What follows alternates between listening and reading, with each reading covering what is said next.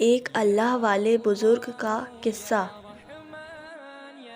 ایک بزرگ حج کے سفر پر گئے تھے۔ جب وہ ایک جگہ سے گزر رہے تھے، ان کے ہاتھ میں ایک تھیلا تھا، اس میں کچھ پیسے تھے۔ اچانک ایک چور ان کے ہاتھ سے تھیلا چھین کر بھاگ گیا۔ جب چور کافی دور نکل گیا تب اچانک اس کی آنکھوں کی روشنی ختم ہو گئی۔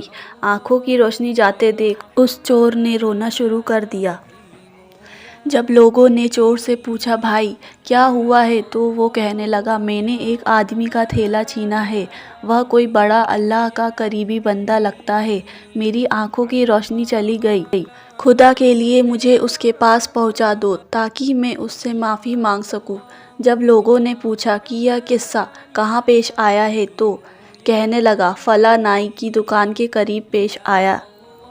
لوگ اس کو اس دکان پر لے گئے اور نائی سے پوچھا کہ اس طرح کا کوئی آدمی یہاں سے گزرا ہے، آپ اسے جانتے ہو؟ اس نے کہا، مجھے اس کا گھر تو پتہ نہیں، ہاں مگر نماز کے لیے وہ آتے جاتے رہتے ہیں، اگلی نماز کے لیے پھر آئیں گے۔ یہ لوگ انتظار میں بیٹھ گئے۔ وہ بزرگ اپنے وقت پر تشریف لائے۔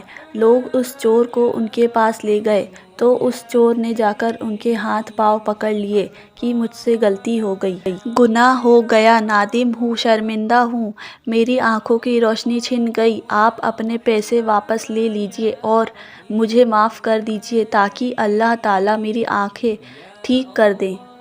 وہ بزرگ کہنے لگے کہ میں نے تو تجھے پہلے ہی معاف کر دیا ہے۔ یہ سن کر چور بڑا حیران ہوا، کہنے لگا، حضرت میں تو آپ کا تھیلا چھین کر بھاگا اور آپ کہتے ہیں کہ معافی مانگنے سے پہلے ہی معاف فرما دیا۔ وہ فرمانے لگے، ہاں میرے دل میں کوئی بات آ گئی تھی۔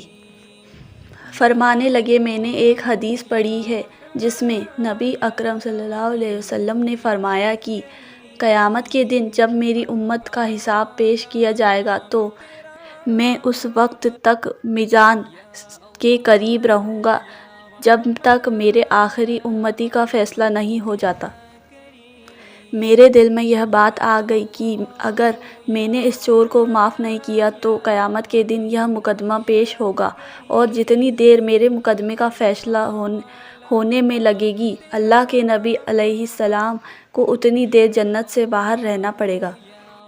اس لیے میں نے معاف کر دیا کہ نہ تو مقدمہ پیش ہوگا، نہ ہی میرے محبوب کو جنت میں جانے میں دیر لگے گی، وہ جلد جنت میں تشریف لے جائیں گے۔